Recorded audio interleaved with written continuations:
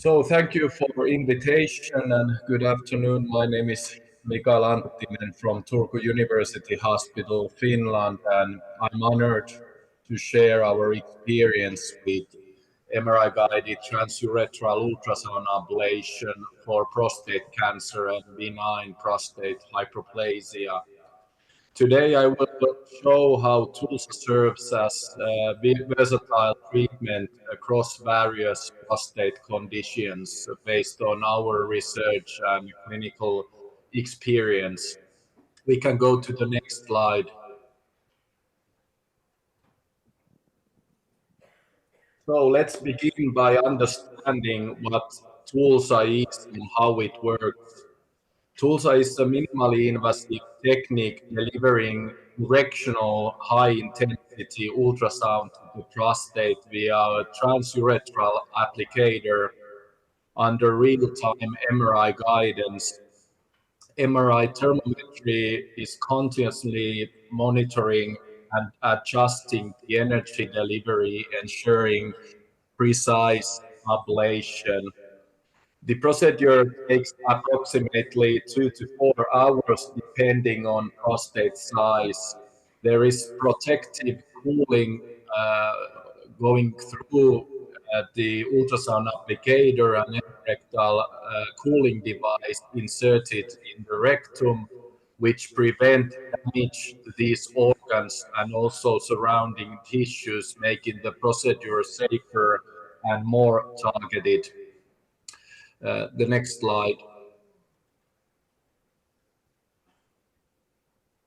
And we can jump over this slide.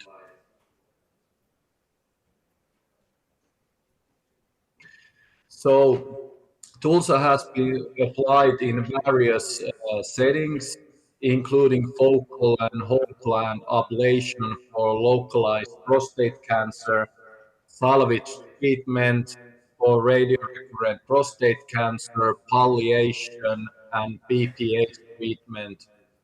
It offers a minimally invasive alternative to surgery with promising oncological outcomes. It can also be used for specific scenarios like treating PH with concurrent cancer, and it can be also applied to preserve ejaculatory ducts. Next slide, please. So at Turku University Hospital, we have investigated TULSA for various indications for focal ablation and also whole gland ablation of organ-confined prostate cancer, salvage of radio-recurrent prostate cancer, palliation for locally advanced prostate cancer, which causes local symptoms and complications, and also for BPH. This technology allows us to personalize treatment for each patient across the full spectrum of prostate diseases.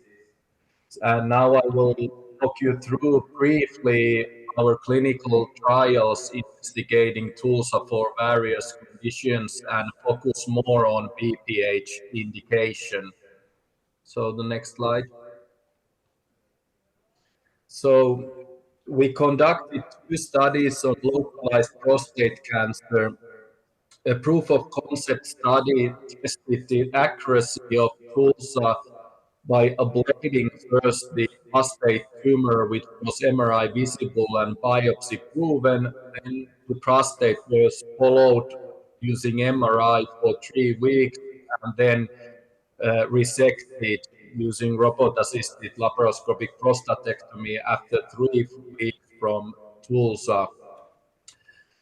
A phase 2 study evaluated TULSA as a definitive treatment for MRI visible, biopsy-proven, clinically significant prostate cancer. And as a summary, key findings showed accurate and effective ablation throughout the prostate with minimal impact on genitourinary function and quality of life. And typical complications for ablation like urinary retention and urinary tract infections were reported. And we can go to next slide. And we have also explored TULSA in salvage and palliative settings. A phase 1 to 2 study, including 39 patients, demonstrated that salvage TULSA for radiorecurrent prostate cancer provided excellent local control with manageable adverse effects. At 12 months, prostates were clean from any prostate cancer based on PSMA, PET, MRI, and biopsy in 89% of patients. We have also performed a separate phase 1 study on palliative TULSA for locally advanced prostate cancer, which showed benefits like long-term control of hematuria, reduced hospitalization due to local complications, and relief of lower urinary tract obstruction. Then we go to next slide. Thank you. So next I will go through in more detail the TULSA for BPH study. We conducted a phase 2 study including 30 patients to evaluate TULSA for men requiring surgical intervention for BPH. Follow-up included MRI, uroflowmetry, PSA, and patients reported outcome measures at 3 months intervals up to 12 months.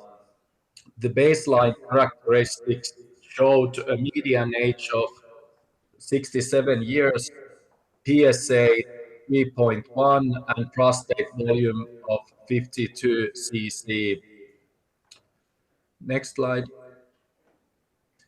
9 adverse events were reported, mostly grade 2 urinary tract infections, and all resolving within 3 months. The only grade 3 adverse event was epididymitis, which needed bedside, actually in operation room drainage. And at 12 months, the median PSA decreased 52% and prostate volume by 40%. Next slide.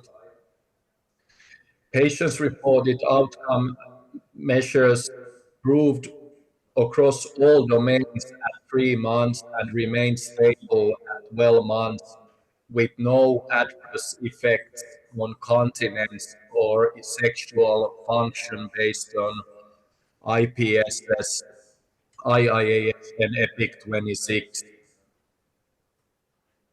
Next slide. All uroflowmetry parameters improved at 12 months, Qmax by 72% and average flow rate by 76%. Next slide. And here I present a successful BPH TULSA case. A patient with a large prostate protruding into the bladder as seen in pre-TULSA MRI images, history of urinary retention, and severe symptoms despite maximum BPH medication, meaning alpha blockers and 5-alpha reductase inhibitors, underwent BPH TULSA. In the middle row, MRI images are shown immediately after the TULSA, and in the bottom row, MRI images at 12 months, showing cavity formation and prostate volume reduction, which was 44% in this patient. Next slide. The patient had no complications during 12 months follow-up. All functional parameters improved substantially with excellent satisfaction recorded. The patient had leaky continence, normal erectile function and substantially improved uroflowmetry parameters. And the next slide. So at Turku University Hospital, we have conducted clinical trials on TULSA for localized prostate cancer, BPH, salvage therapy, post-radiotherapy, and palliation. And TULSA has consistently shown effectiveness and safety, and particularly in preserving urinary and sexual function. And in summary, TULSA offers MRI-guided alternative for treating both prostate cancer and BPH. Its adaptability allows for personalized treatment with promising results.